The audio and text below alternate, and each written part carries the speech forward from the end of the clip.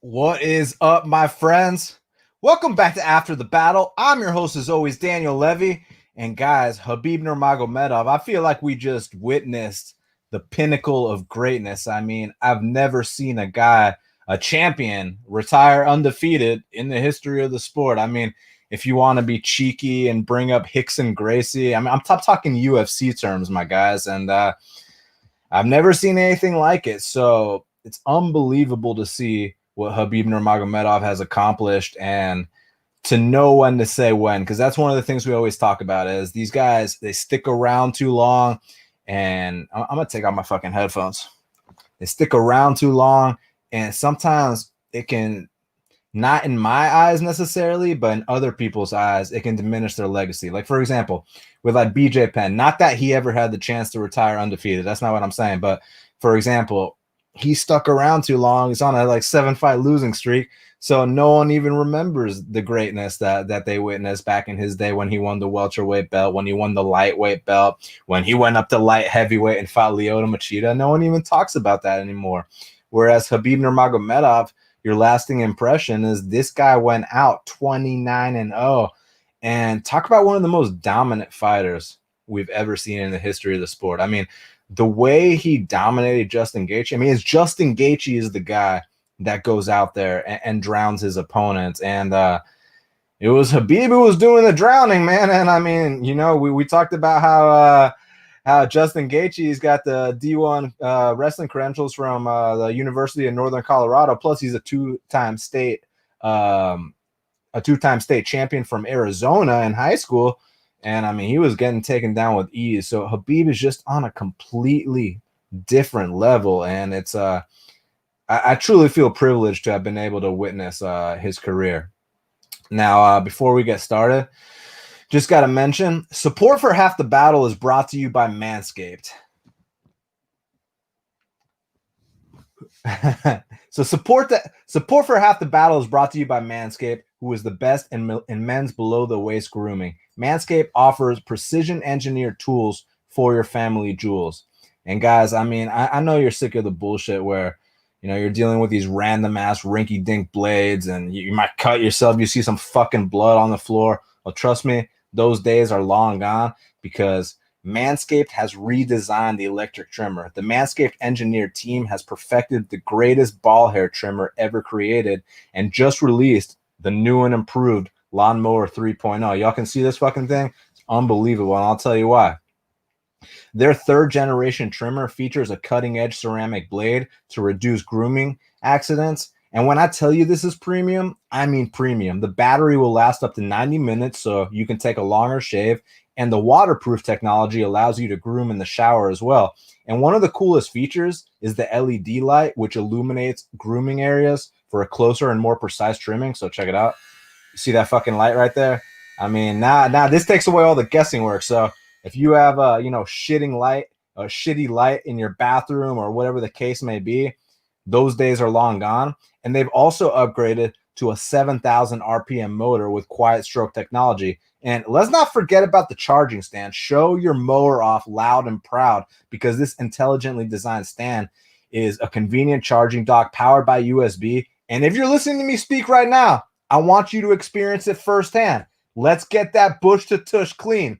Get 20% off and free shipping with the code BATTLE20 at manscaped.com. Make your testes their besties. That's 20% off and free shipping with the code BATTLE20 at manscaped.com. All caps, BATTLE20 for 20% off and free shipping at manscaped.com. Your balls will thank you.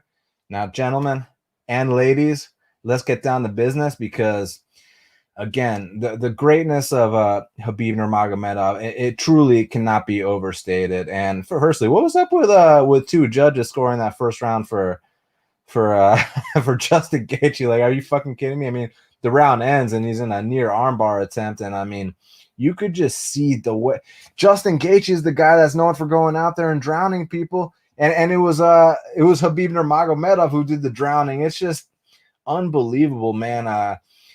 The kind of pressure, the pressure and the pace of Khabib Nurmagomedov, and he's the guy that's going out there throwing flying knees against a guy like Justin Gaethje. And one thing that's often underrated about Khabib Nurmagomedov is his chin. I mean, he ate that same haymaker that knocked out James Vick. He ate that same haymaker that knocked out Edson Barboza. He ate that same haymaker that knocked out Cowboy Cerrone. And I mean, he ate it no problem, kept going forward. And then when he landed shots of his own, I feel like Khabib Nurmagomedov's stand-up has been underrated this whole fucking time, guys. I feel like people don't talk about the fact that he's the only man in not just UFC history, but MMA history, I believe, to go out there and drop Conor McGregor. People don't talk about how he was out there against Edson Barboza trading kicks, which you don't trade kicks with Edson Barboza. That's historically a death sentence. You know, no one talks about how he went out there against Ali Quinta, felt so unthreatened by the guy that he's out there putting on a jab clinic. And then here tonight, I mean, he was standing and trading with Gaethje when he needed to. The entries to the takedowns, I mean, it was like nothing. It was so easy. So I truly feel like we witnessed true greatness. And man, that moment when the fight was over and he got down on his knees, you see the emotions pouring out because, you know, he lost his late father, which firstly, like, you know, shout out to anyone that, you know, and I'm going to get emotional. Shout out to anyone that's lost a parent before, because, you know, for me personally, that's my biggest fear ever. You know, you can take everything away from me. You can take away my car. You can take away my business. You can take away my beautiful voice and my smile. But if you take away my parents, that's taking away everything. I'm very close with my family. So for Khabib to lose the biggest figure in his life and to persevere and put on the best performance of his life, I mean, dude, I'm so inspired by that, man. I don't know how y'all feel, but like, God, man, it's just it's truly, I truly feel like I just said earlier, like we witnessed the pinnacle of greatness tonight. And I know we're going to get into the pound for pound conversation and who's the GOAT and who isn't the GOAT. And let's just go ahead and knock Demetrius Johnson off that list. I know y'all were waiting for that. No, you know, I got a lot of respect for DJ, but just it's been a long running joke in the show. We like to give him a little shit just because, you know, you know, if it says that you have the most title defenses in UFC history, but some of the guys you were beating were Chris Carriasso and Tim Elliott. I mean, you know, and Wilson Hayes. You know, and no disrespect to those fighters, but you know, I got to give you some shit about that. Whereas when you talk about Khabib Nurmagomedov, the guys he's beaten, Justin Gaethje, Dustin Poirier, Conor McGregor, Rafael dos Anjos, Edson Barboza, and it's not like he just went out there and squeaked by these. He mauled these guys. He destroyed these guys. He demoralized these guys. He finished these guys, not RDA and Edson, but trust me, had those been 5-round fights, they would have been finished too. So, and I mean, the scorecards were like, what, 30-25, you know? So it's just, man, we're going to miss this guy. And I think that now that he's gone, and now we're, you know, they say distance makes the heart grow fonder. I feel like now people are going to truly appreciate his greatness. And down the line, you know, people are going to refer to him like in other sports, like they refer to Michael Jordan and things along those lines, because while someone is active, you know, a lot of fans like to shit on them and they don't appreciate the greatness. But once they're retired, that's when people truly start to appreciate it. It's almost like an artist when they die. And I'm not wishing death on anyone. I'm just making an example, like Nirvana. You know, when Kurt Cobain tragically passed, then he became the fucking icon, even though he was already amazing back then, already putting on great music and, you know, was a game changer for grunge. But like when he died, now he's a fucking revered legend. You know what I'm saying? So I feel like that kind of shit happens a lot, man. So yeah. But anyways, let's get to the pound for pound debate, because I feel like that's one of the big reasons that y'all are here right now. So some say that, hey, there's no chance he passed John Jones because, look, John Jones has got like all the title defenses. Look, there's no question. I mean, it's no debate. John Jones has more title defenses than Khabib. A bunch of people have more title defenses than Khabib. But my whole thing, and I'll get to the John Jones debate soon, because I know John Jones, they're neck and neck. You know what I'm saying? So John Jones ain't going to be the guy. John Jones is the last one I'm going to get to. Let's get the other ones out the way. All right, so George St Pierre. I mean, what can you say about George St Pierre? One of the greatest of all time. Just a true pioneer for Canadian mixed martial arts, and just for one of the first truly well-rounded champions we'd ever had in the UFC. I mean, he could strike, he could take people down, he could do jiu-jitsu, he could do everything, he can kick, and he was the guy that kind of mixed it up perfectly. Like when you thought that he was going to strike, that's when he went in there with that beautiful blast double. His entries were insane. When you thought that he was going to take you down, that's when he's out there head kicking people like Matt Hughes and knocking them out. And he's gotten arm bars before too. Like GSP is a G. The reason I do not have GSP ranked ahead of Khabib. Now, I know you can make the title defense argument. It's just that,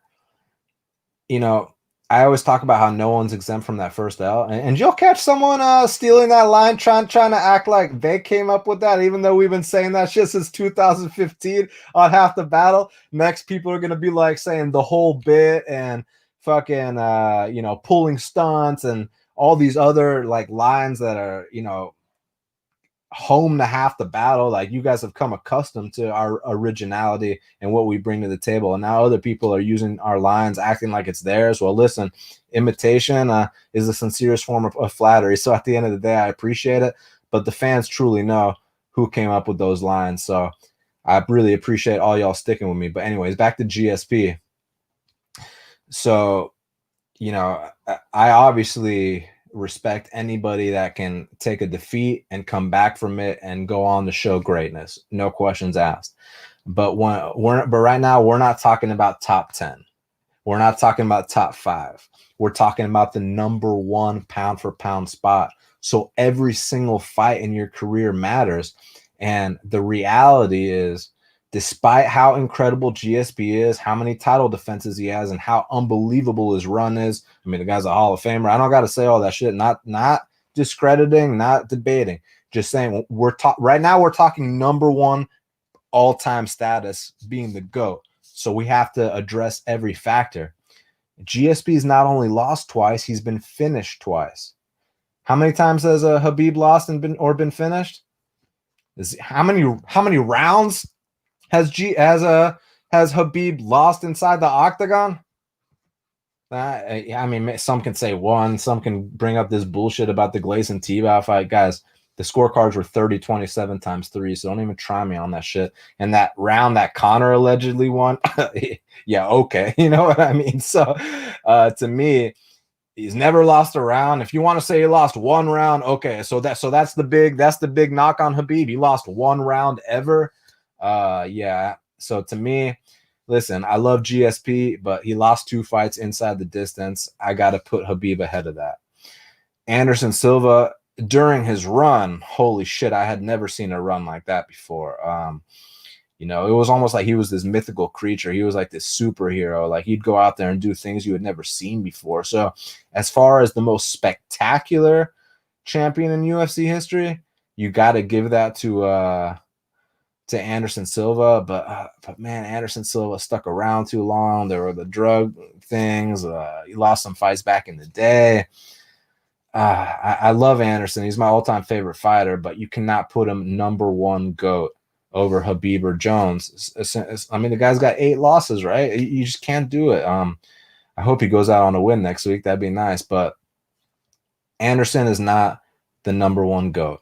For me, he might be as a fan, but we're not talking fan talk. We're just talking realistic talk right now. So the real debate is between Khabib and Jon Jones.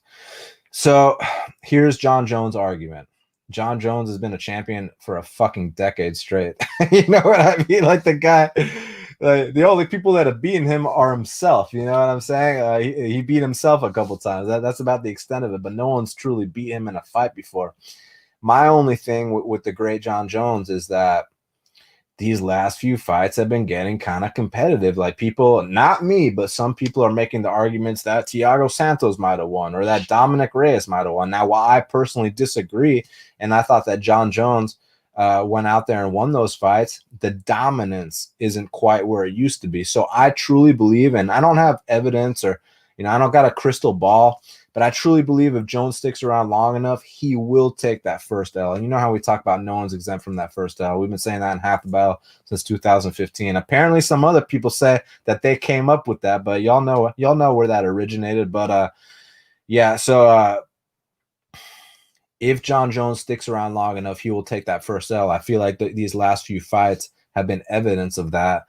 But maybe I'm wrong. Maybe he can retire now and you know, do what Khabib just did. But the thing is, look at the performances of Khabib. Like I said, the guy's not even losing rounds. The guy's mauling like some of the best fighters on planet Earth. I mean, like, I would never discredit John Jones' run, because to me, like, you know, like guys, we're talking about number 1 and number 2 GOAT right now. We're not talking about anything else. That's why we have to lay out every single fact. We have to be strict with how we define these things. But you know, when you talk about like the level of competition, yeah, John Jones, he beat more former champs than Khabib, no doubt about it. But I mean, you know, he beat a bunch of washed up guys from a different generation, you know, whether it's Rampage. These are all legends. I'm not discrediting them, but he beat them all past their prime. So that's why I got to give it to Khabib, who beat Conor in his prime, who beat Dustin in his prime, who beat Justin in his prime, who beat Rafael Dos Anjos in his prime. So I think Khabib is the GOAT, and he went out on the best performance of his career. And I think that's a good place to end this conversation. I'm willing to hear what y'all got to say. If y'all want to debate, if y'all got any comments about it. But first, let's get some more people in this fucking chat, man. I want y'all to do me a favor and retweet my tweet about this, so we can get some more people in here. I know it's like 2:30 a.m., so I completely understand if people are sleeping right now, but you know what I'm saying? I actually took a nap after that fight because it was so intense. It was too much to take in. I missed the World Series game, so it's all good. But yeah, Khabib is the GOAT in my eyes at this point. All right. And then also I want to say, as far as up-and-comers in talks for GOAT status, so Izzy Adesanya, he's not there yet, but he's 20-0. Let's see what happens. Let's see if he can get to 29-0 like Khabib did. And one more thing I want to say, just records alone. Khabib Nurmagomedov 29-0. John Jones 28-0. And don't give me any bullshit about Matt Hamill or about the DC fight being a no contest. Like, don't even try me on some fucking bullshit like that, because as far as I'm concerned, John Jones smashed Matt Hamill. John Jones knocked out DC with a head kick. So I don't want to hear any bullshit about that. The reality is, in my book, John Jones is 28-0, but Khabib is 29-0. And if you want to say GSP is 28-2.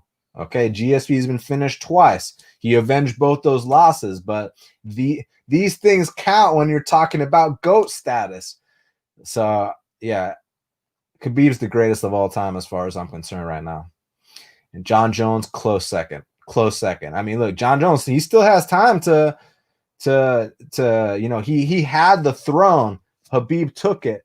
John Jones has time to surpass it again. John Jones can come out here, rally off 10 straight wins. All of a sudden, now it's undeniable. Now there's no more debate.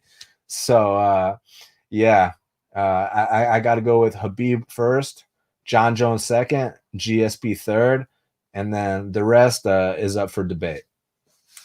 All right, so I didn't even talk about Khabib's performance tonight.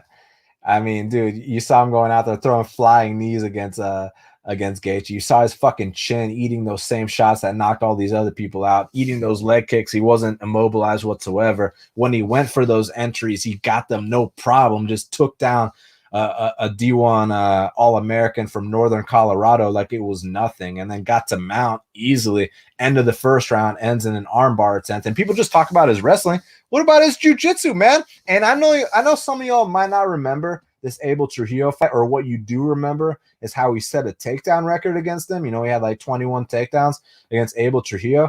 But how about that triangle attempt he had there too? Whereas here, the fight ends with the mounted triangle, you know, transitions and then, you know, hooks the leg, fight's over. But the end of the first round had a deep armbar attempt. Had there been 10 more seconds on the clock, he would have got a first round armbar. So it's not just the wrestling. People try to act like he just humps guys. And I mean, when he gets on top of people, his top control is unbelievable. And not only that, the way he hooks the leg so you can't get back up. There's so many technical aspects to consider. But what about his jiu-jitsu? I feel like that's a very underrated part of his game, but it's really all about that forward pressure. He does not take no for an answer, this guy. So I'm truly astonished and blown away by what I saw from Khabib tonight, man. And I feel like we saw a once-in-a-lifetime athlete, a once-in-a-lifetime moment. And, I saw the picture, that came out with him and his late father kind of, they kind of made it like, let me find it. Let me see if I can screen share it real quick for you. It actually kind of made me a little emotional. Give me one sec. Okay. Yeah, I pulled it up right here. So I'm going to do a quick screen share.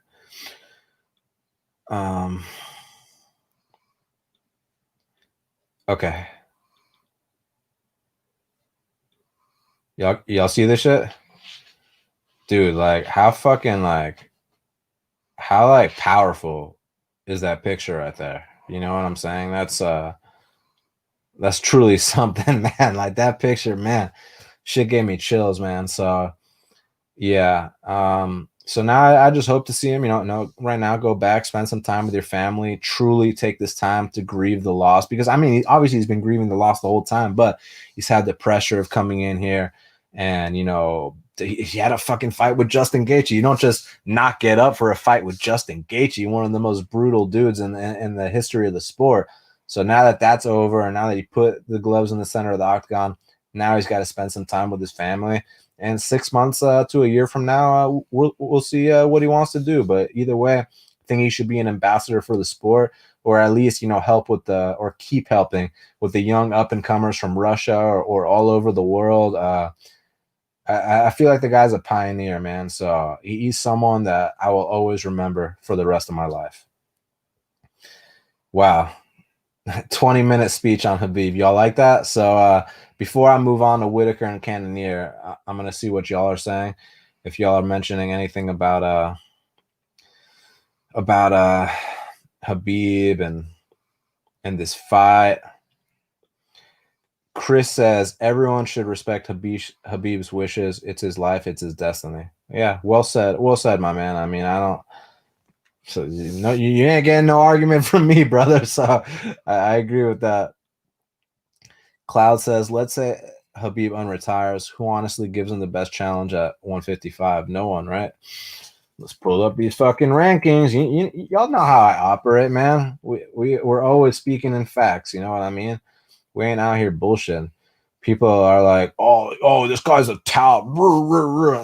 Go fuck yourself. You know what I'm saying? I'm allowed to do whatever the fuck I want. But one thing I'll always do is give back to the fans, be honest the entire time, win or lose. And I'm always down to talk about these fights with y'all, no matter what. And I never force anyone to do anything either. But look, let me pull up. Let me go back to screen share and let's take a look at these rankings really quick. All right. Rankings. So right now, as far as the rankings concerned, you got Khabib as the champ. You got Gaethje, who he beat. You got Poirier, who he beat. You got Ferguson's the only one he hasn't fought. I mean, do y'all still really want to see that? I mean, I think at this point we know he'd maul him. Conor McGregor, I mean, I think we saw how that went down. Dan Hooker, I mean, come on, guys. They're not even in the same ballpark. Charles do Bronx Oliveira. The only thing interesting about that fight would be if like Charles could like dangle off his neck or something. But aside from that, he's breaking Charles. He might even submit Charles. I mean, we've seen Charles broken more than once. I know Charles is in peak form right now, but guys, come on. Charles ain't touching him. You know what would actually be an interesting fight, though? Like, tell me what y'all think about this.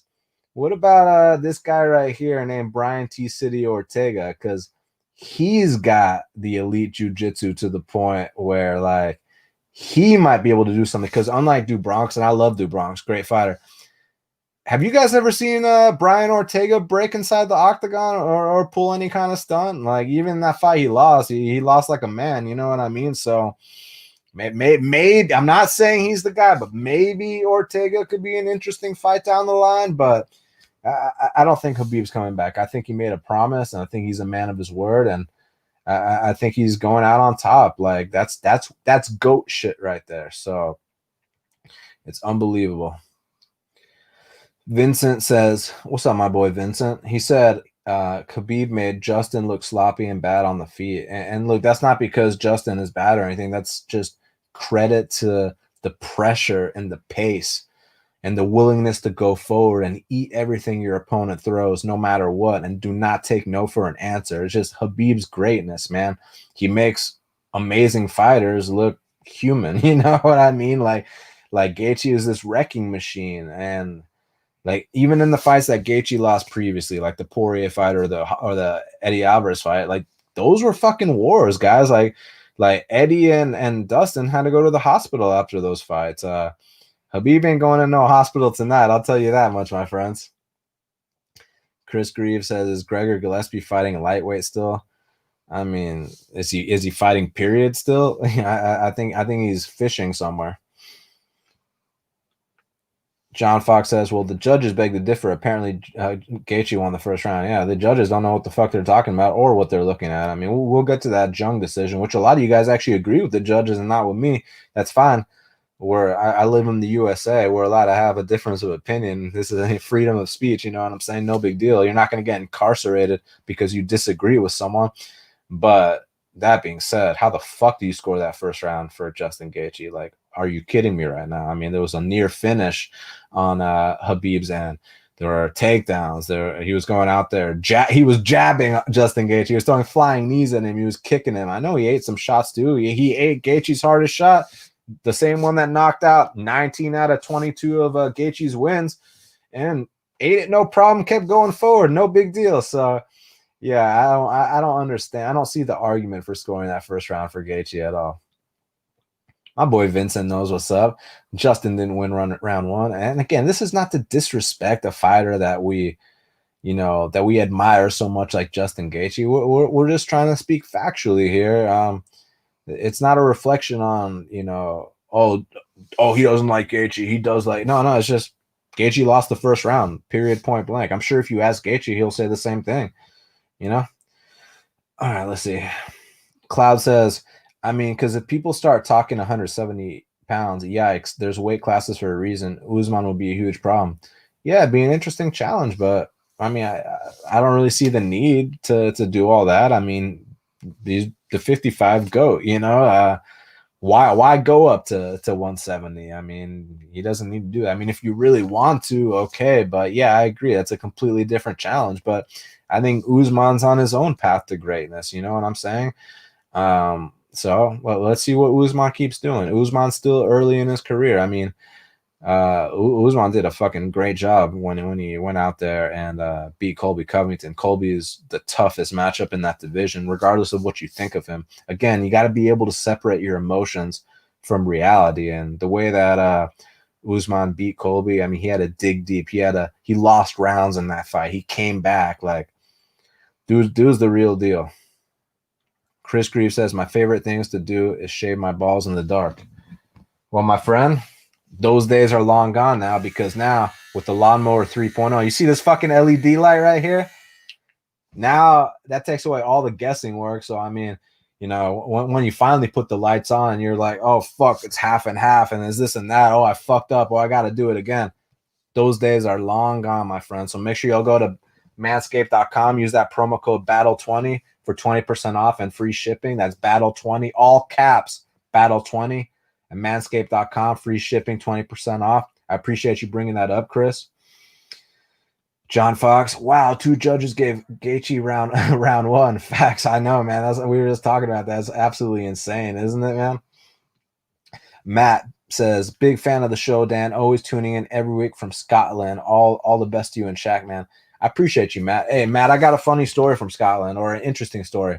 So, firstly, I love my Scots, but I went to Scotland as a kid once, around the Halloween time, and I don't know if y'all still do this, but there was like this badass Halloween festival. And firstly, one thing I'll always remember about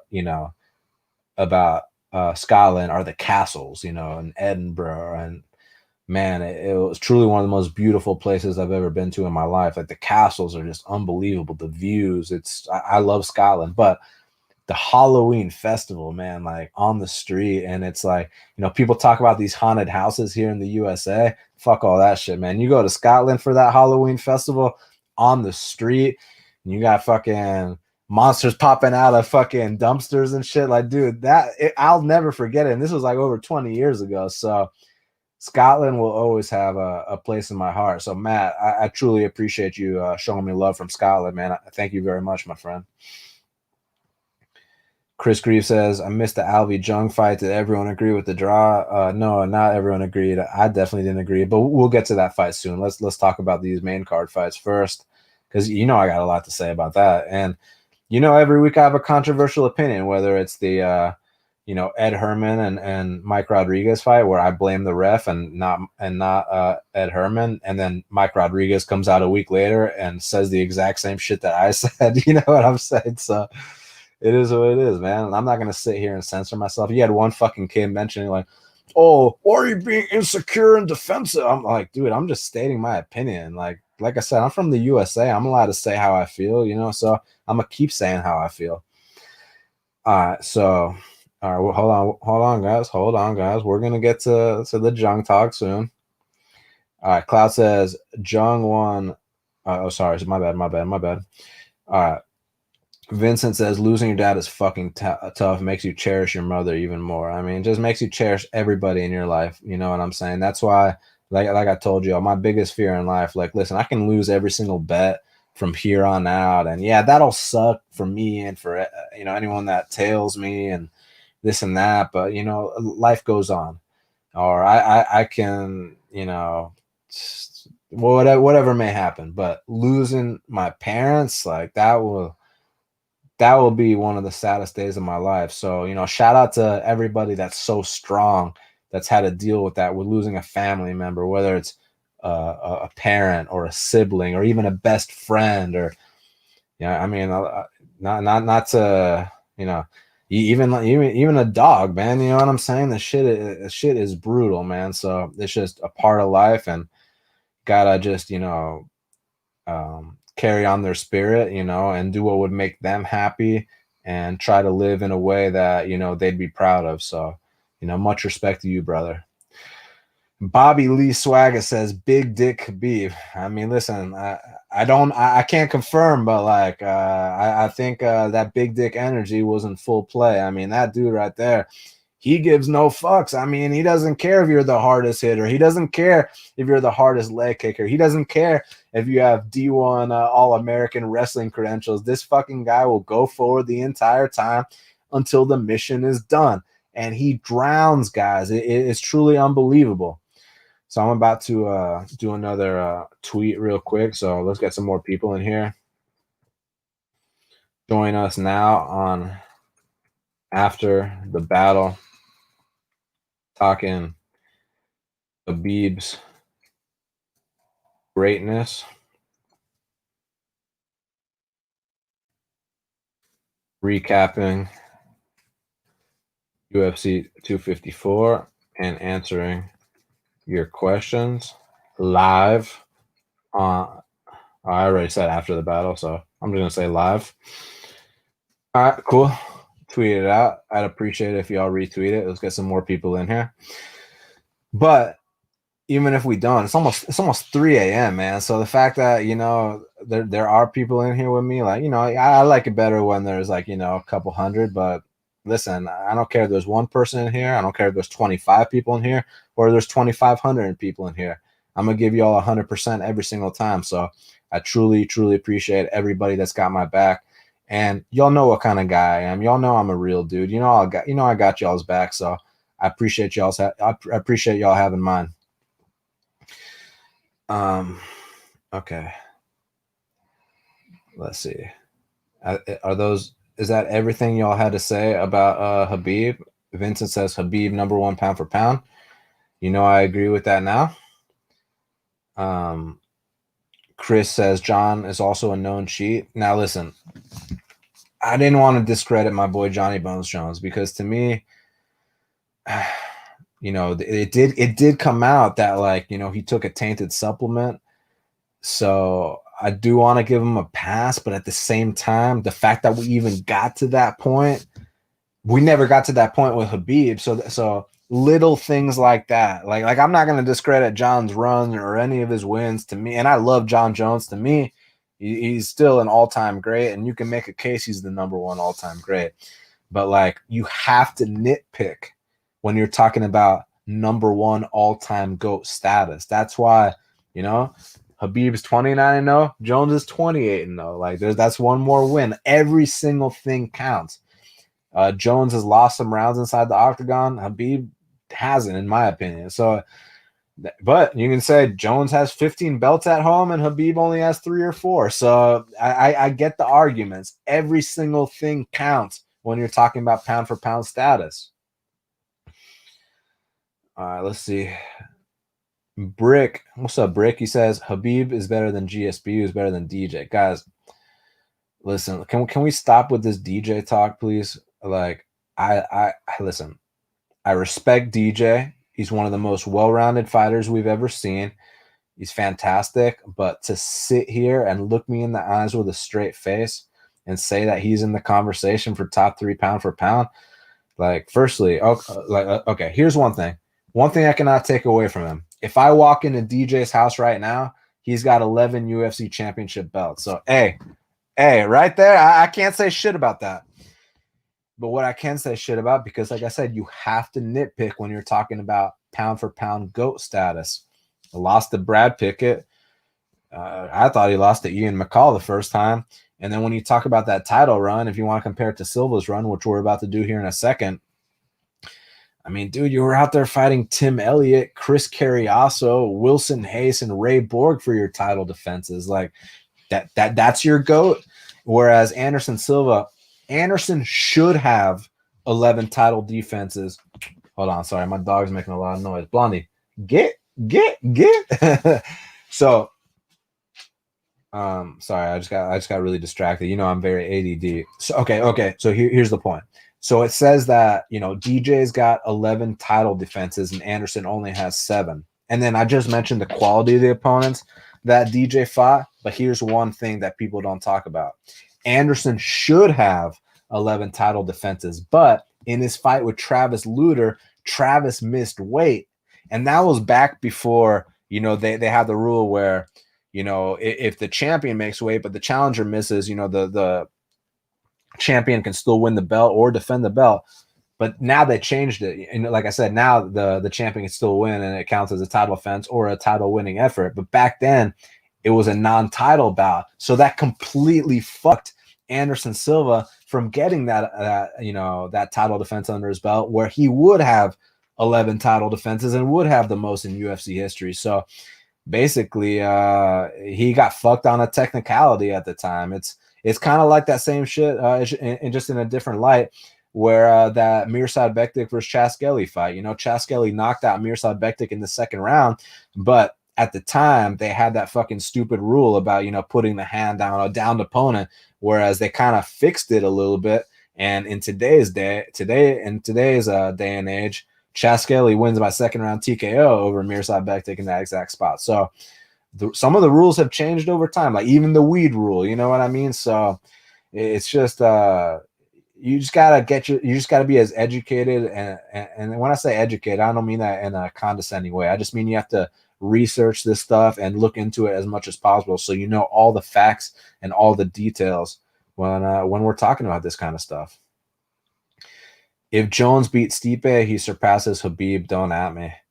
Yeah, no, I feel you, but again, we have to nitpick. I mean, no guy that lost to Stefan Struve is the top pound for pound fighter, my friend. I know that's not what you're saying. I just had to throw that out there, but yeah, listen, Stipe definitely in that heavyweight GOAT talk, no doubt about it. Heavyweight GOAT, but we're talking all-time GOAT, guys. There's a difference here.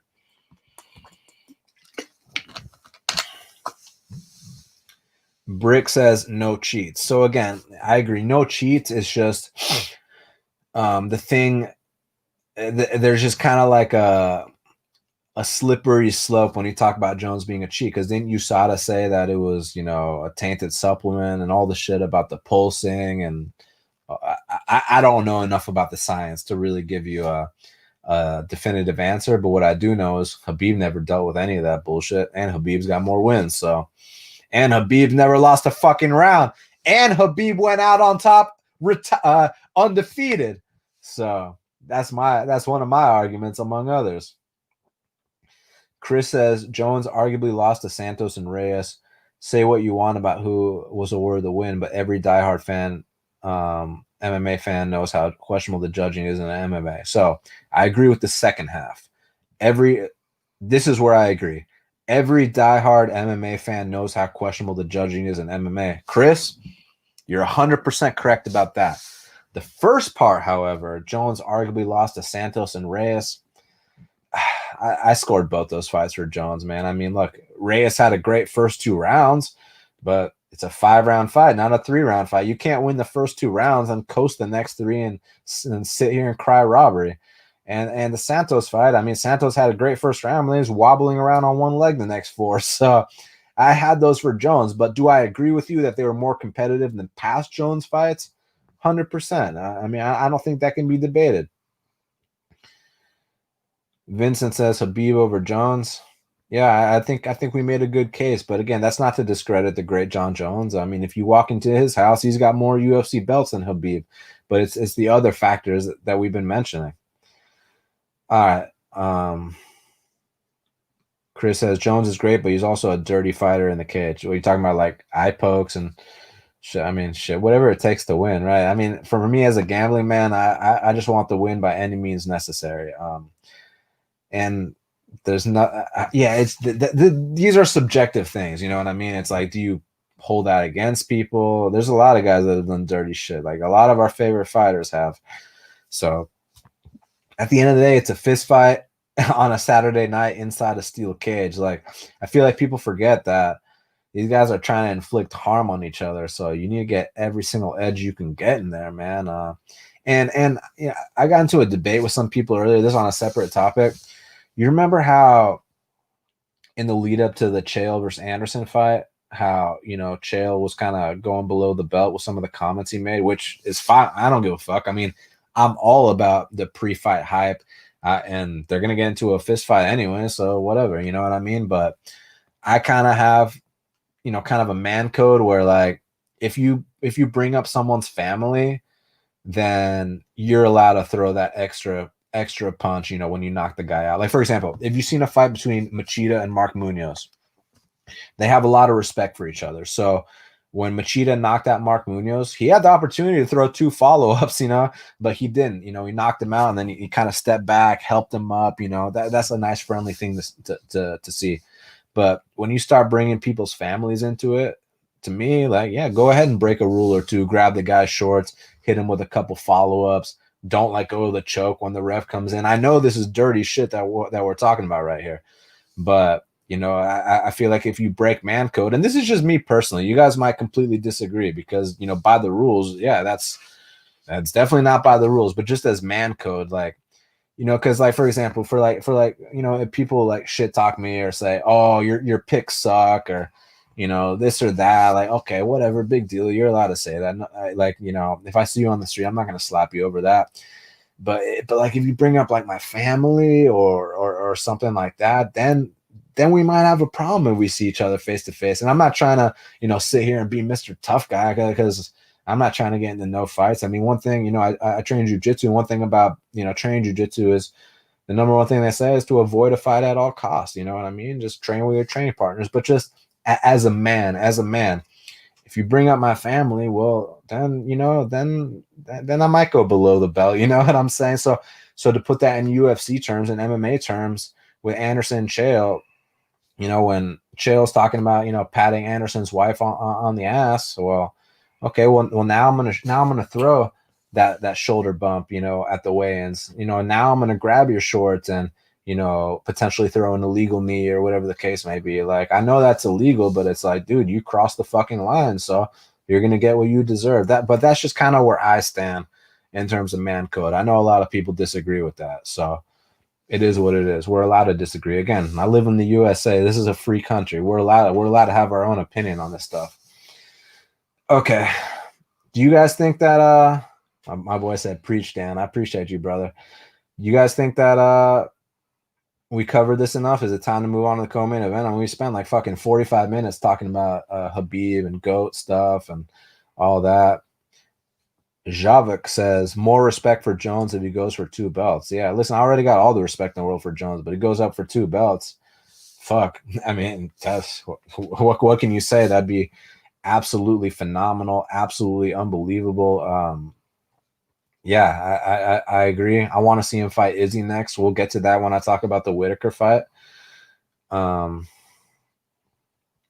It just did that fucking thing where it scrolls me all the way down. Okay. Cloud says, how much did Al Iaquinta milk that 5-round whooping from Khabib? Was never in any danger, and he was a favorite over Cowboy after that.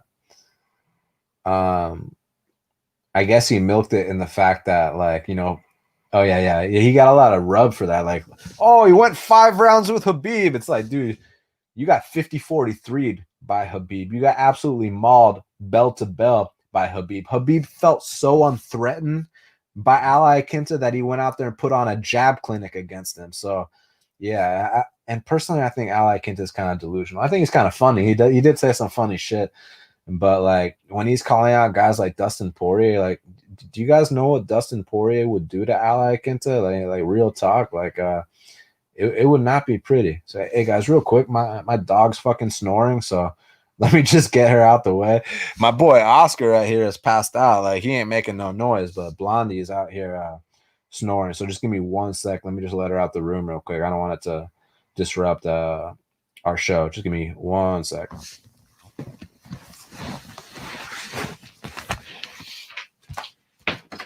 here. Come. Sit.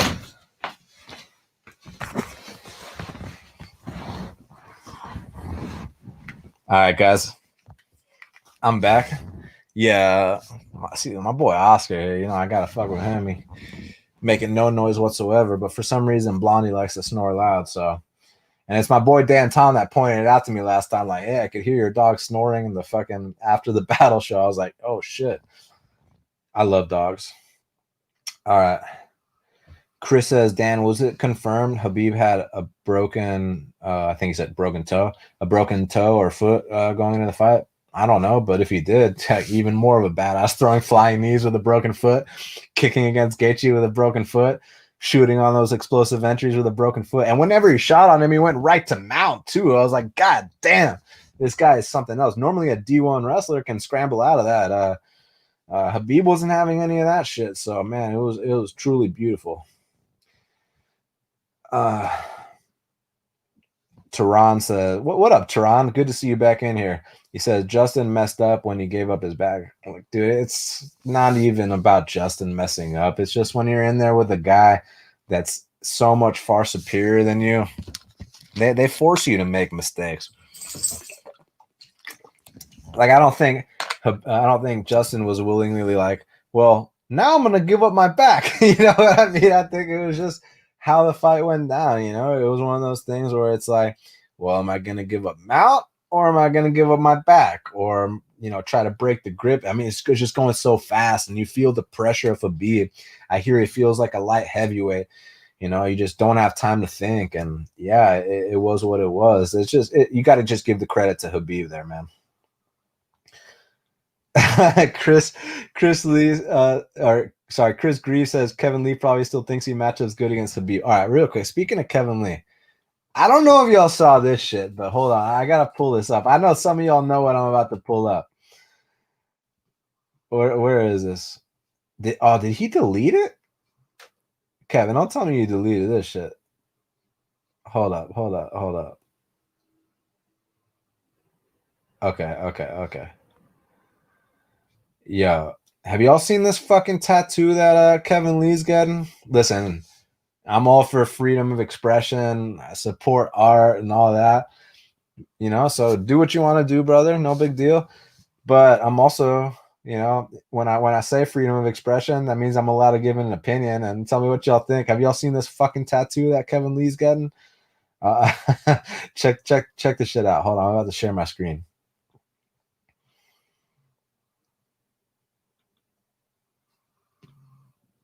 All right. Yeah, y'all see this shit right here? Like, yeah, like, Kevin, wait, Kevin, no, Kevin, please, Kevin. Kevin! Like, can y'all believe what the fuck he's about to do to himself? Yeah, yo, Kevin, don't do this. Think over this. Like, oh my God. Thank God right now it's just, the permanent marker and it hasn't happened yet. And he still has time to rethink it. And, people can still talk him out of it. Like, I was talking to, I'm not going to name any names, but I was talking to, my favorite light heavyweight prospect. I'm sure y'all know who he is. And he was like, dude, did you see Kevin Lee's new tattoo?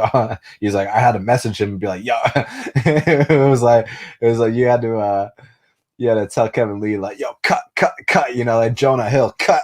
You know what I'm saying? Like, Kevin, please, Kevin, wait, Kevin, no, you know what I mean? But hey, man, I just hope Kevin saves his money, man. You know what I'm saying? I don't want to see it. I don't know if it's a good look for him, but who am I to judge someone else? This is a free country, and if he wants that fucking thing on his head, then let him get that goddamn thing on his head. You know what I'm saying? Tehran says, I honestly don't care to see Khabib versus Tony anymore. Yeah, I mean, look, Khabib's retired. I think we know that at this point. I mean, back in the day, it was more intriguing just because we didn't know exactly how good either guy was. But now we know that it'd be a massacre. So, yeah, I agree with you, bro. Okay.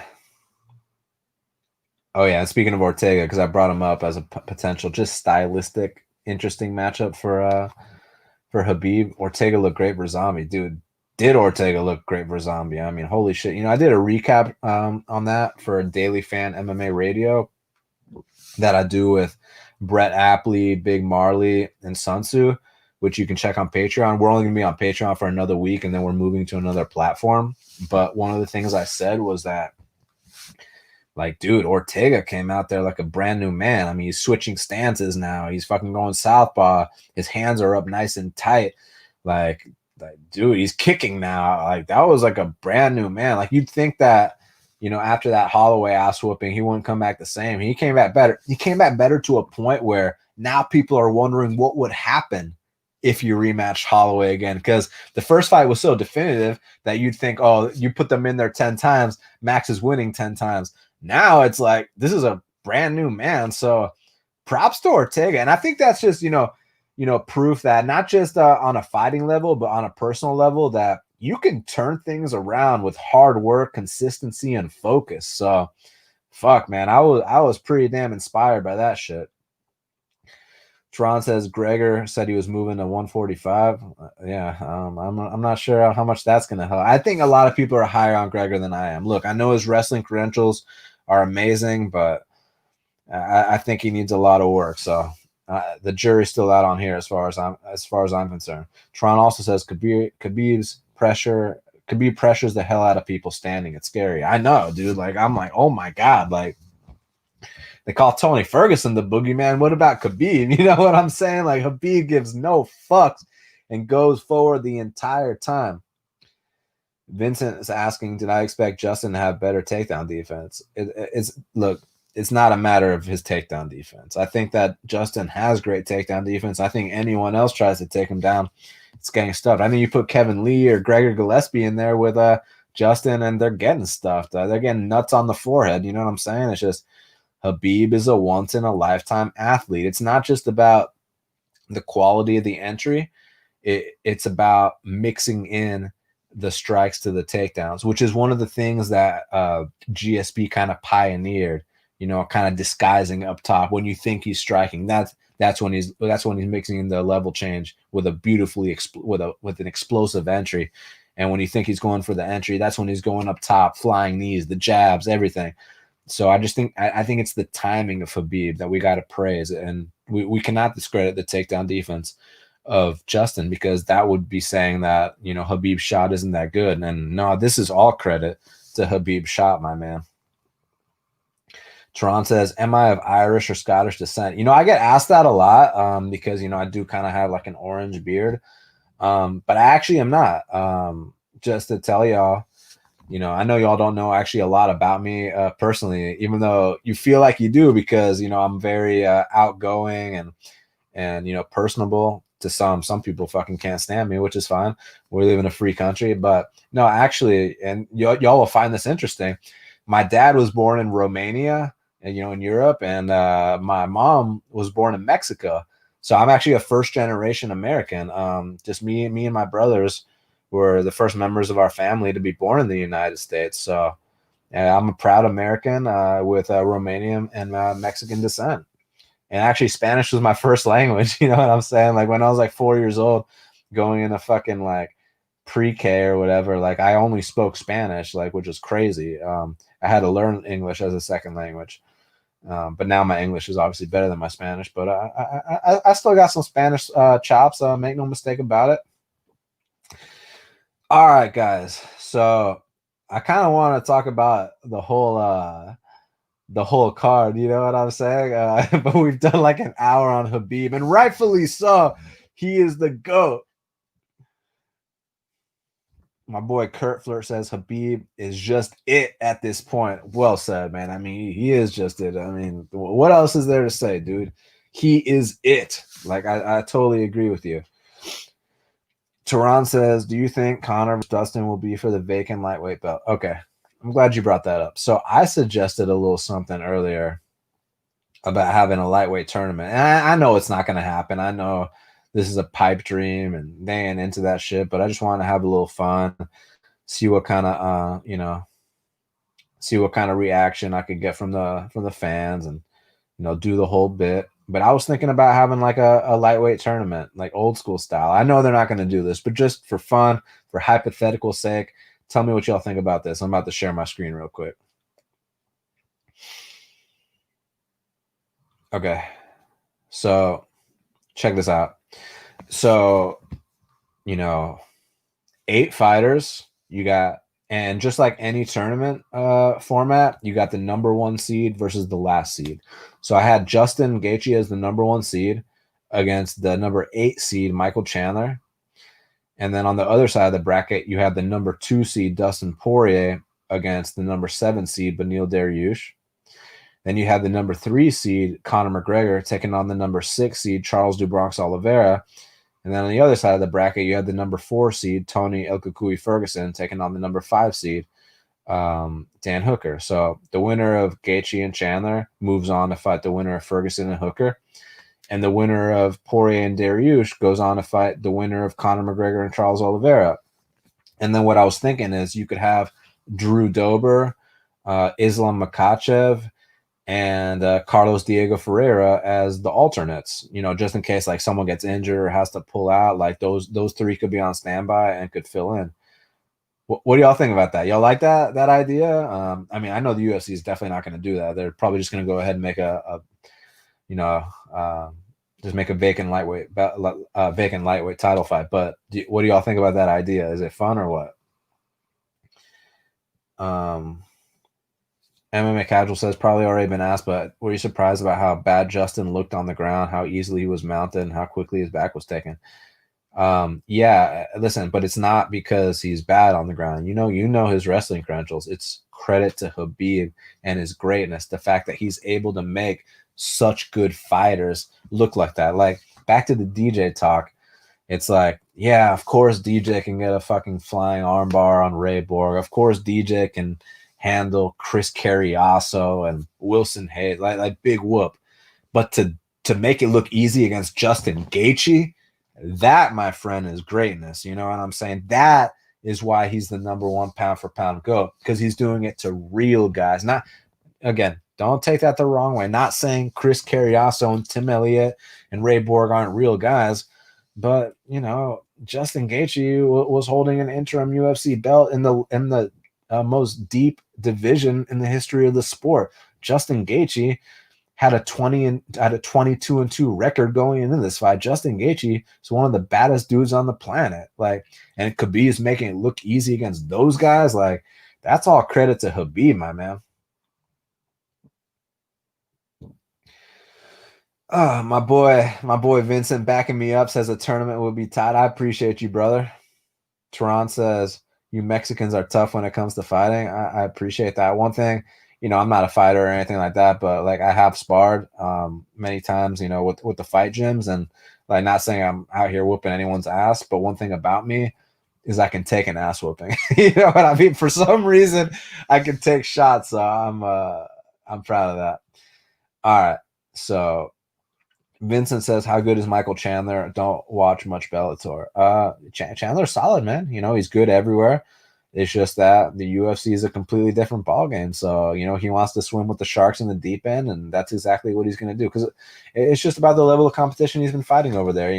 He just beat Benson Henderson. He knocked him out in the first round, beat him accordingly. But we all know Benson's at the tail end of his career. Towards Benson's last few UFC fights, shit wasn't going his way. But hey, Michael Chandler's been doing his thing. But we have seen what happens when Michael fights an elite fighter like Patricio Pitbull, who, Patricio Pitbull would be like top 10 in the UFC right now for sure. And Patricio sparked him in under a minute. So we see what happens when he steps up. But still, it's a different kind of motivation to be in the UFC. Maybe he was kind of burnt out over there. And Michael Chandler did finish Eddie Alvarez the first time he fought him.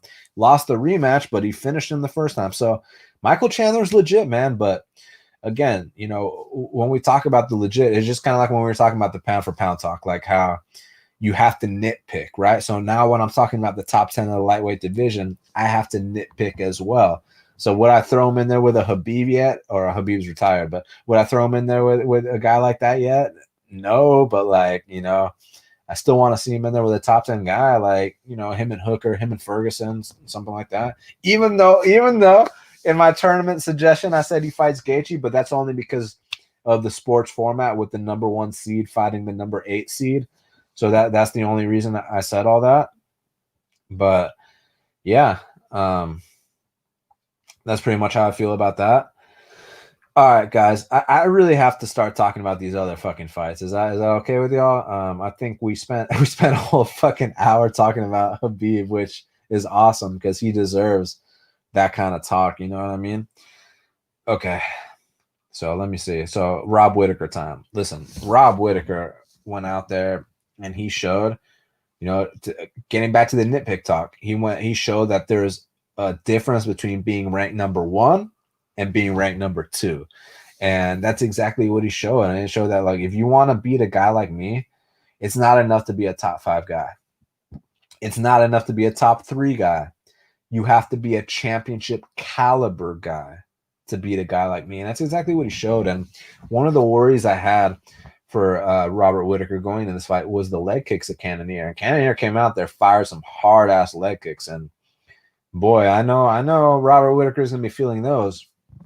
The big difference, though, was that he wasn't able to mix it up upstairs. I was thinking that he can kick him very, very hard with those calf kicks, kind of slow down the movement of Whittaker, get the hands to drop, and then go upstairs with that devastating power. And he was only really able to land a big shot, in that third round when he wobbled Whittaker. But aside from that, Whittaker, the speed was too much, the footwork. There was a big difference in the boxing. He was popping that jab all night. And I love how he disguises that head kick. And then when he went upstairs in that third round and put him down, I thought the fight was about to be over. But credit to the toughness of Cannonier to survive that. And another great performance by Whittaker. And I know they're saying that him and Izzy is the fight to make. But, man, I'm not sure if I want to see him in there with Izzy again. I'm not convinced that it would be a different result this time. Like I want to see John Jones versus Izzy. I feel like that's the fight to make now. Or tell Izzy to go up to 205 if he doesn't want to fight John Jones. What about him and Jan Blachowicz? Give him a chance to be a double champ. So that's kind of the direction I want to go. So yeah, that's kind of what I'm thinking. And for Jared Cannonier, there's a lot of options we can do for him. I will make an announcement. So, how I was doing Daily Fan MMA Radio with Brett and Joe and Sansu, and every week we have a recap show of the fight before. We have a BFP matchmaking, which is best fight picks management. I just let y'all know about something else, but you already know I've been working behind the scenes on that. But I meant best fight picks matchmaking is what I meant to say. But So BFP matchmaking, I do that, you know, try to match up the fighters as realistically as possible. It's just a fun hypothetical show. So while we take this time off from Daily Fan MMA Radio, I'm gonna be doing that right here on my YouTube channel for y'all. So I'm very excited about matching up Cannonier and Whitaker and seeing where they go next. But I want to see Izzy versus John Jones or Izzy versus Jan Blachowicz.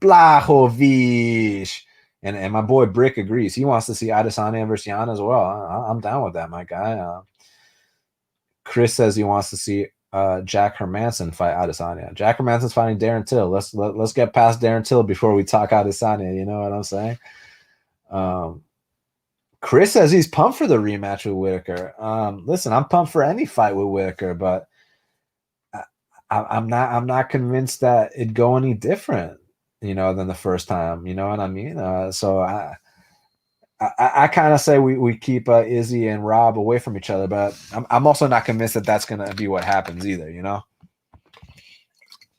because if they can't get the John Jones fight to happen, and if they can't get Izzy to go up and fight Jan, then I guess there isn't another number one contender. I mean, let me pull up the rankings real quick.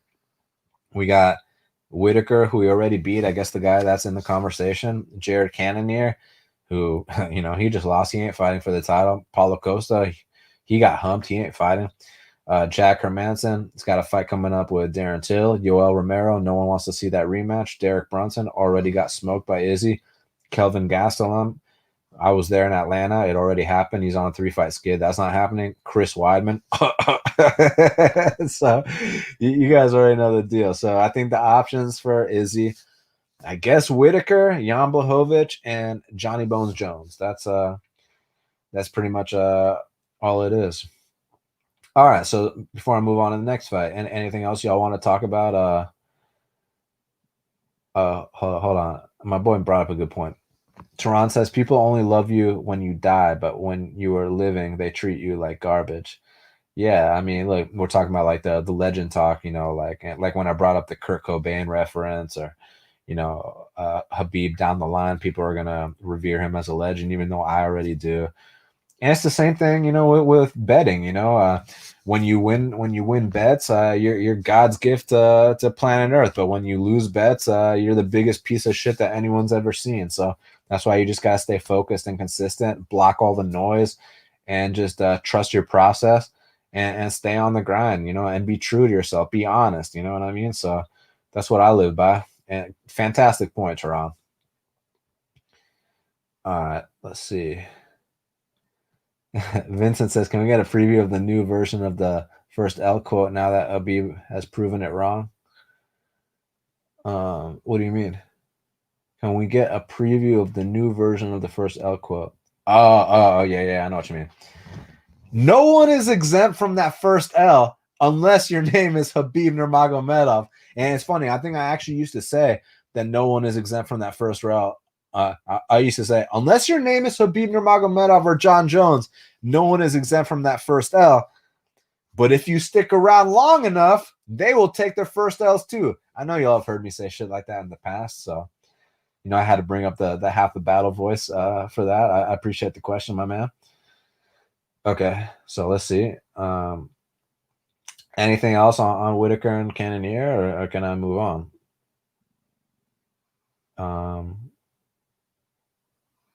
Yeah, my boy says night train next month. Y'all seen Juban talking about retirement? I like Juban. You know, Juban's he goes out there and fights every single time. You know, it's always kind of bothered me how people give Alan Juban shit for being a male model. It's like, what, you jealous of him or something? Like, because if he was, you know, a male model but went out there and bored everyone to sleep in all his fights and this and that, then I'd be like, okay, then give him shit. But like, the dude fights like a fucking man. Like, the dude goes out there and puts it all on the line, kill or be killed. So Juban's got my complete respect, but I know Juban better than I know Juban better than he knows himself. You know who's responsible for that full scouting report on Alan Juban, and let's just say Jared Nitrate Gooden is more than ready for this fight. And come November 21st, he'll be getting his first UFC win, and you know, good Lord willing, a $50K bonus too. Okay, so I think y'all. Oh wait. Chris says Whitaker was coming off of surgery when he fought Izzy. Yeah, but like, so fighters got injuries all the time, man. What, you think that just because he was coming off of surgery that now all of a sudden he's going to be able to take that left hook at Izzy or something, or that now he's, like, he still fights with his hands down. Like, there's still levels to this shit. I just don't really put stock into that stuff. Pillow says Whitaker was unusually aggressive against Izzy. Yeah, he was very aggressive against Izzy, but um I mean, if he's less aggressive, that gives him less chances to take Izzy's head off, right? Like, he went out there trying to kill Izzy. I feel like if he tries to play a technical chess match with Izzy, that might be even worse. I mean, you saw that Till fight. That Till fight was very close. You know what I'm saying? So I love Robert Whitaker. I'm not trying to talk shit. I just personally don't think the fight would be that much different if they rematch. But anyways, guys, I gotta fucking keep going. So Alexander Volkov defeated Walt Harris. So interesting. So my analysis before the weigh-ins was on point. I said that Volkov was a bad matchup for him, but I got kind of sketched out by Volkov coming in 18 pounds heavier than his last fight. I was curious if he was taking it seriously, and Walt Harris slimmed down, was in the best shape of his life, and none of that shit even mattered, man. Volkov is just a better fighter than him, just more skill, just kind of outclassed him, and then hit him with a nasty shot to the solar plexus and finish the fight. So there's nothing really else to say about that. I hope they give Wall a nice kind of tune-up fight so he can get that win, have that moment, that emotional moment, dedicate it to his daughter, and do the whole bit. Like, dude, like, we're rooting for you, Walt. Like, and people are saying, "Oh, the UFC are dicks for putting him in there against Overeem." I mean, I guess, but like, he almost finished Overeem in the first round. Had that been a different referee, it might have been a first round stoppage for Walt Harris. So he might have had that moment. They're giving him big fights for big opportunities for big pay. So it's up to him to go out there and capitalize. But now, since he hasn't twice in a row, now we can talk that tune-up fight. Get him in there with one of these bottom of the barrel guys, and let him feast. You know what I'm saying? Let him get a win. Let him have that moment. So Phil Haas defeated Jacob Malkoun, and shout out to my boy Shaq, because I wasn't quite sure about Phil Haas and this. My boy Vincent says Harris versus Badeau. Y'all remember Badeau who lost to Tom Aspinall? You know what I'm saying, Vincent? That put your whole fucking bank account on that shit. You know what I'm saying, man? But y'all heard on the show how I wasn't quite sure if laying chalk on Phil Haas was worth it, just because of some of the past stunts he's pulled. But like, Shaq was like, dude, trust me, this guy does not belong in the UFC. This is a favorite or pass situation. Shaq went out there and bet it. So shout out to my boy Shaq, bestfightpicks.com. Use the promo code Cody25 with a capital C for 25% off. And man, my boy Shaq nailed that one. So I'm very proud of him. Man, Tuivasa was such an obvious pick, says Aldo Estrada. Yeah, I mean, I bet Tuivasa. I was very happy to cash in there. So Lauren Murphy, man, Lauren Murphy has physically been looking a lot better, and she showed this girl Shakarova that, hey, she showed her not only are there levels to this shit, but welcome to the UFC, young lady. You know what I mean? She gave her that vet lesson, gave her a tour of the octagon, finished her, destroyed her. But then she got a little ahead of herself, calling for a title shot. Look, I understand. You're going to get that life-changing pay. You're going to get that big opportunity. But guys, like, and this is no disrespect to Murphy, because Murphy has all my respect. Like, to start where she started and to be at where she's at now, she's truly made a transformation, not just in her fighting abilities, but physically. I mean, she looks so fit, man. I was like, God damn, like, whatever she's been doing, keep doing it. So no doubt she's a top 5 contender. But could you imagine what would happen if if they locked the cage behind her and Valentina? Yeah, as we like to say, pobrecito, you know what I'm saying? Like, that shit would not go well, man. So I'm but I mean, it's not going to go well for Jennifer Maia either, So the only person I want to see in there with Valentina right now, and not saying this opponent has a chance, but just it'd be more competitive than Maia, and it'd be more competitive than Lauren Murphy, is Jessica Andrade. Jessica Andrade actually brings that one-punch knockout power to the women's division, which is something you don't often see. So out of all the options, I'd rather see Andrade than Maya or Lauren Murphy. So that's kind of where I stand with that. Chris said that chick tried punking her off at the face-offs and looked corny as fuck, especially losing the way she did. And you know what I liked, Chris, about that? Was that okay? So that girl Shakarova, she tries to flinch during the face-off, which like you guys aren't gonna fight during the face-off, and no reaction from Lauren Murphy.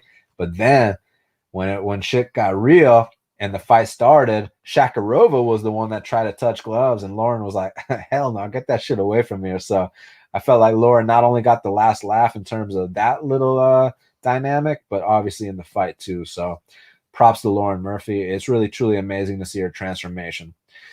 Magomed Ankalaev. Y'all, man, this fucking guy is awesome. Not only did he definitively end the rivalry with Ion Cutelaba, got himself a 50K performance of the night too. Now, real quick, people are saying he's a future champion. Pump the brakes. Let's see him in there with a top 10 guy first. Let's see what happens when a fight goes past the first round first. I mean, I know he knocked out my boy Dalcha in the third round, but I'm saying let's see what happens when the fight against a top 10 guy goes past the first round. But yeah, dude, I mean, beautiful performance. I mean, y'all saw that first kick he landed, that flying front kick. Like, Magomed's doing his thing. He's feeling more comfortable. He kind of came out in like a karate stance with his hands down, bouncing back and forth. And interestingly enough, Ion Cutelaba kind of tried to pace himself in there, but it didn't make a difference. So yeah, I was very impressed by Ankalaev. And I gotta say, I sent out a tweet earlier. Let me find it real quick about the light heavyweight division and about the evolution of it. It's kind of like the most exciting time that has been in a while. Because you guys remember the glory days, you know, when Forrest, Chuck, Rampage, Lyoto, Mauricio Shogun, even fucking like Keith Jardine, Thiago Silva. There were lots of guys there. Rashad Evans. How could I forget my boy Sugar Rashad? You know, so there were. It was a great time. Hold on. Let me see.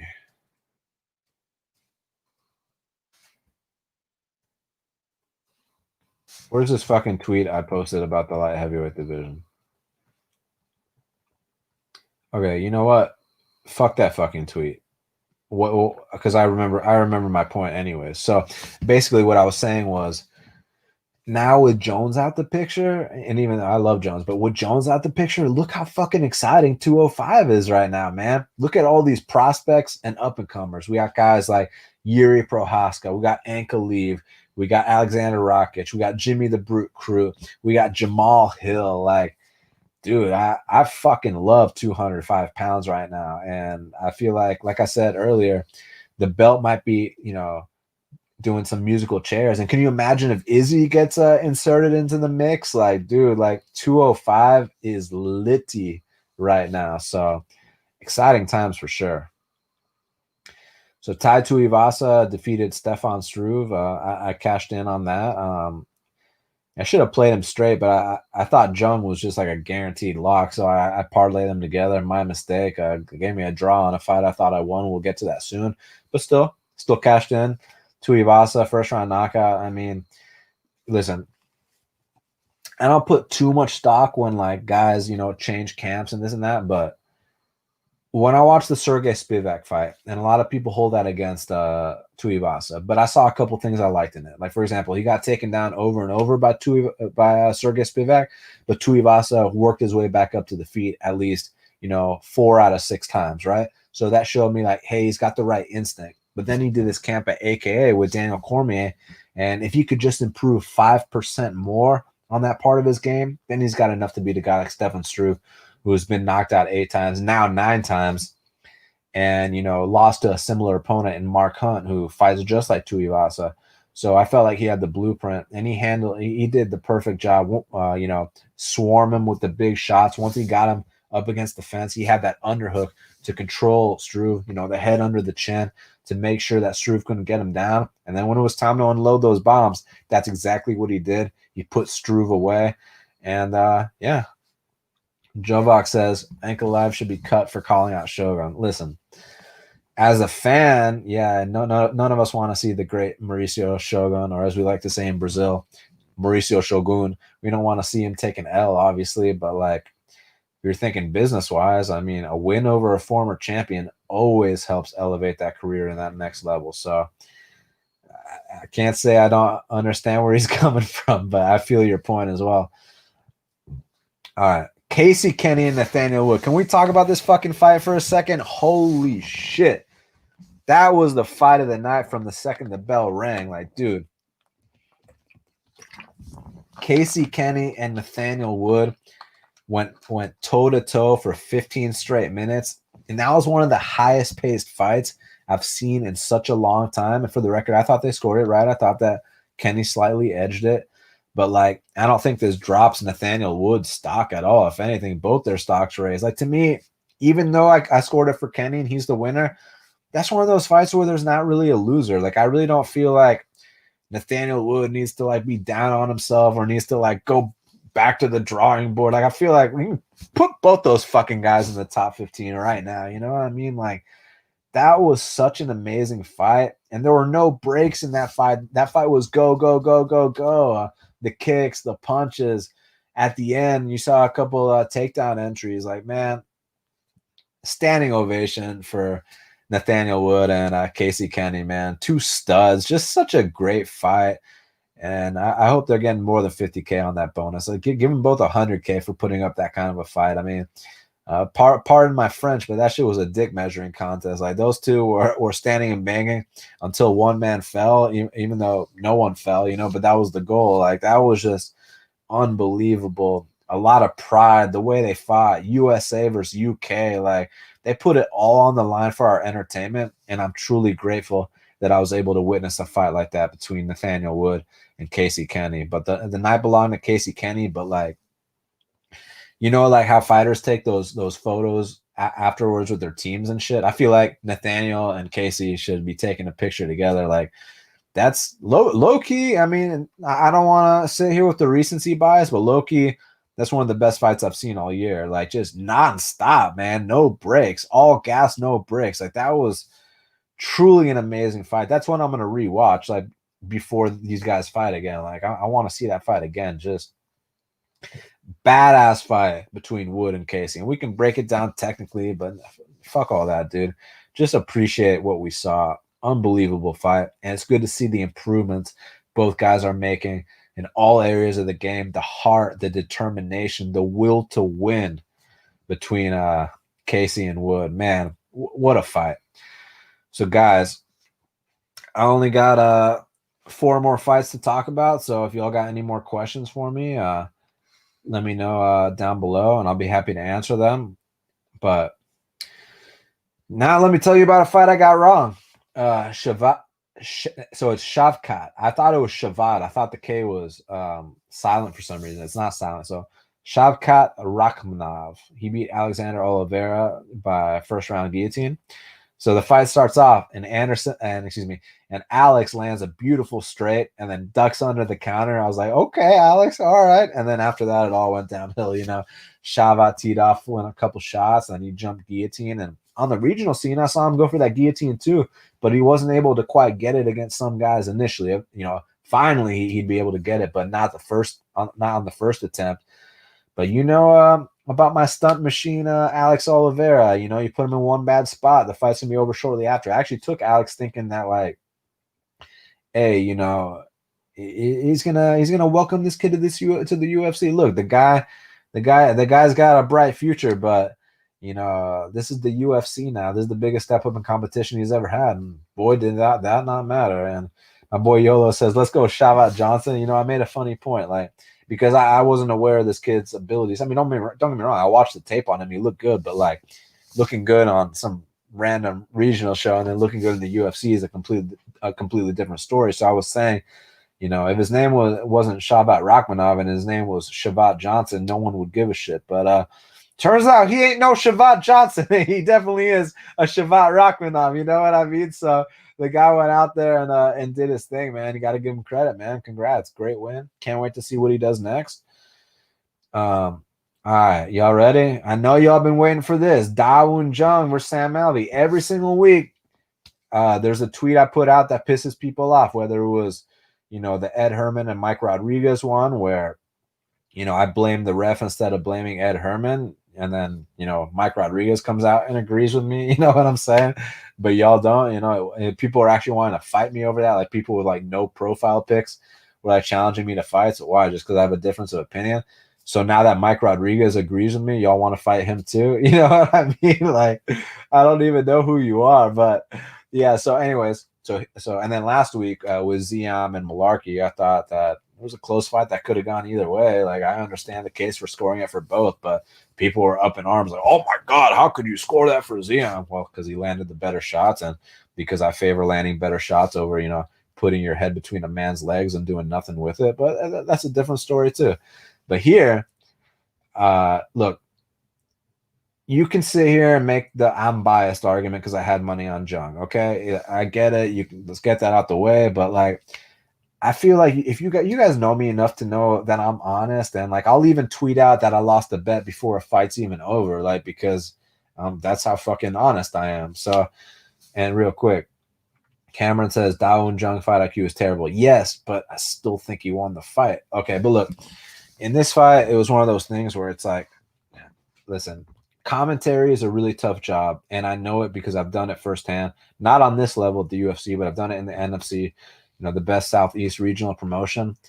And commentary and judging are two jobs that should be kept separately entirely the entire time. You know what I mean? You can't sit there and judge fights while you're trying to commentate on fights. So every single thing I heard in the broadcast was Sam Alvey this, Sam Alvey, oh, Sam Alvey, Sam Alvey. It was nothing about what Dawoon Jung did. So like, yeah, did Sam Alvey land some shots? Yeah, he landed some shots. I thought most of those shots were blocked, but yeah, he landed some shots. But what I saw Dawoon Jung walk a man down to the point where the man's back is up against the fence because he's got nowhere to go. And I thought Dawoon Jung landed the more meaningful shots.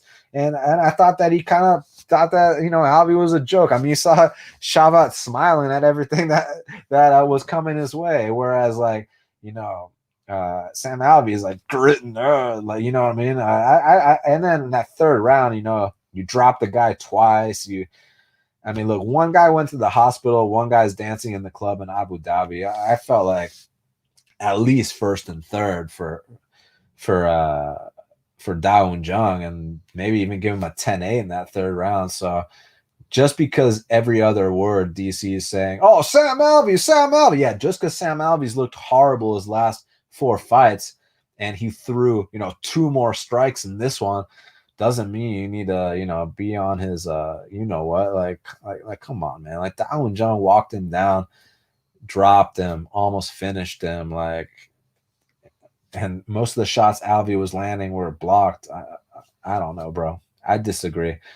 I thought Dawoon Jung won that fight. Now, did I want Dawoon Jung to do more? Yes. Did I want Dawoon Jung to put it on him even more output, knock him out, do the whole bit? Yeah, of course I wanted that. Of course I wanted it to be more definitive.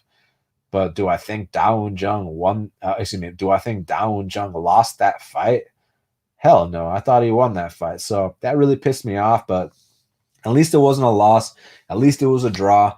So it was what it was, because I had him parlayed with Tuivasa on one parlay, and I had him parlayed with Joelle Alvarez in another parlay. And I guess that's a mistake on my part. I should have just played them both straight, but I'll take the slight profit from both because, as you guys know, when there's a draw, it becomes a push. You don't lose the money.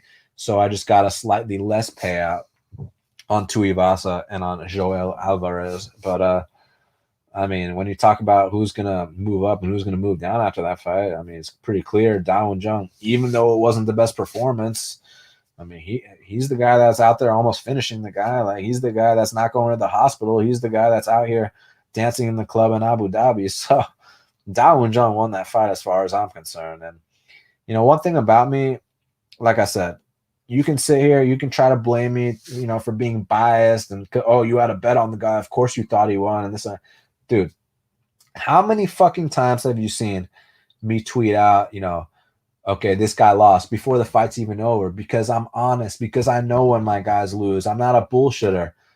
And how many times have you seen me cry robbery?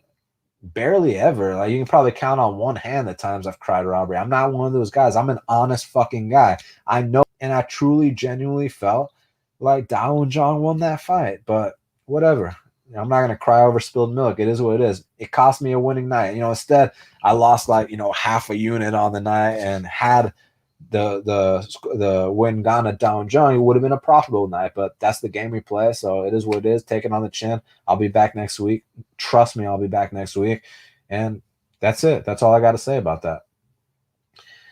At least my boy Cameron agrees with me. Yeah, he definitely won, but he should have finished out. Exactly. But those are two different things. Just because he didn't give me the performance I wanted doesn't mean he didn't win. I mean, like, yeah, would I have liked him to follow up on Alvey and actually get him out of there? Yes. But still give that round a 10-8. I mean, he still walked him down the entire fucking fight. So, yeah, it is what it is, man. You just got to take it on the chin sometimes. Now, Miranda Maverick stopped Liana Jojua with that first round elbow. Doctor stoppage because of the broken nose. So I used to give people a lot of shit for saying stuff like, oh, the refs are more lenient with the men and they're a lot more cautious with the women. I was always like, are y'all, virtue signaling? Are y'all doing the whole bit? Are y'all trying to, because people love to, throw out terms like sexism and the other one. I'm not going to get there, but y'all know what I'm implying, for no reason these days. I mean, there are some reasons, don't get me wrong, but like, they like to overuse those terms is what I'm trying to get at. And this is one of those ones that made me question, like, maybe y'all are onto something, because if a dude got his nose smashed like that, would they have stopped it between rounds? But bottom line, I actually felt like Jojua's stand-up looked a lot better than it ever has, like better than the Sarah Moras fight, better than the Belbita fight. Like, I felt like she's making progress, so I kind of wanted to see what was going to happen in that second and third round. But props to Miranda, damaging elbow and a beautiful technique too. And UFC debut, fantastic job. So we'll see what she does next. Now, last but not least, Joelle Alvarez. This guy does not get the respect he deserves, man. I'm telling y'all, for some reason, people sleep on these kind of guys like Chito Vera or Joelle Alvarez just because they're opportunistic finishers. I don't know why people don't like them. Yeah, I like guys that go to decision too, but like, you're allowed to finish fights in the UFC, right? You know what I'm saying? So, yeah, I bet him here, and I was very happy. I mean, he opened minus 285 for a reason.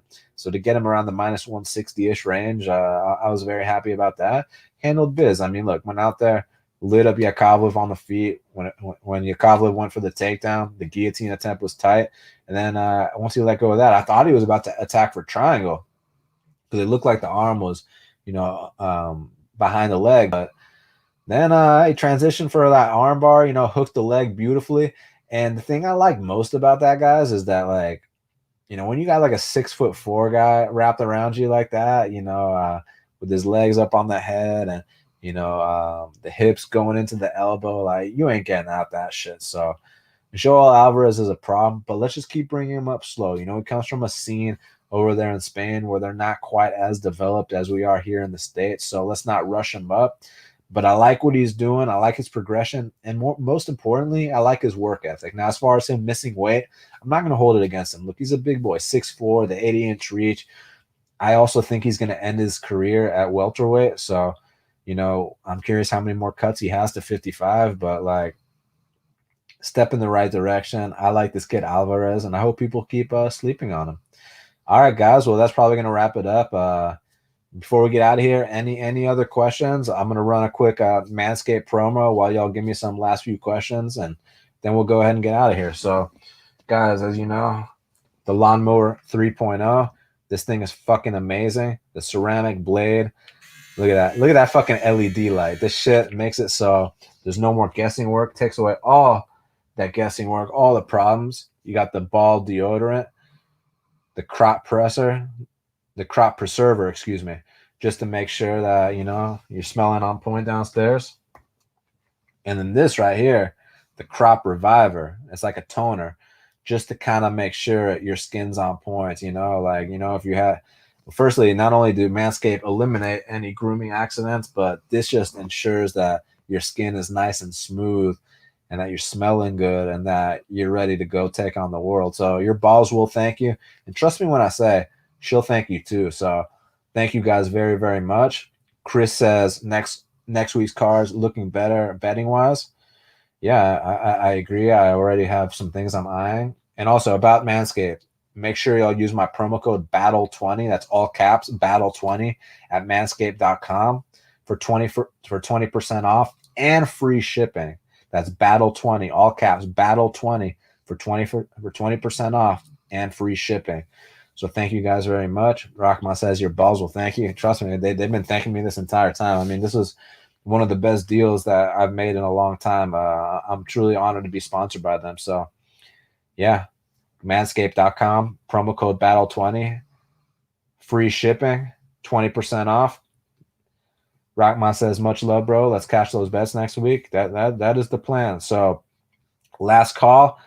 Anything else? Y'all got nothing else for me? If not, I'm about to wrap this thing up. So, I truly, truly appreciate y'all hanging out with me today. It's good to get back on here on After the Battle. I've been meaning to do this for a while now, but I'm going to try to keep being more consistent. And just thank you, everybody, for your support, man. You guys know where I stand on these things, and feel free to reach out to me anytime.